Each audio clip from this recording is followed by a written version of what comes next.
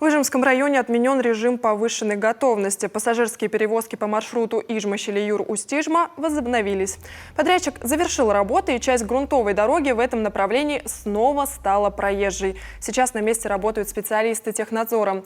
В региональном управлении автомобильных дорог нам заявили, что ситуация сезонная и актуальна, к сожалению, для многих муниципалитетов.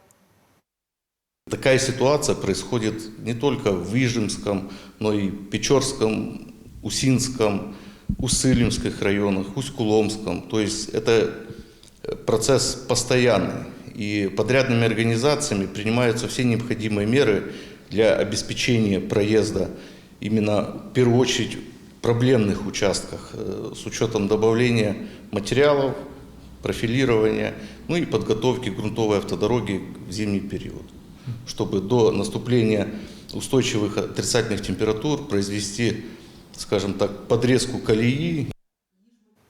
По информации управления автомобильных дорог, тревожные сигналы поступают и из Усинска. Там размыла часть полотна на спуске к причалу в районе Усть-Лыжи. Сегодня подрядчик привлек дополнительную технику для устранения сезонных проблем.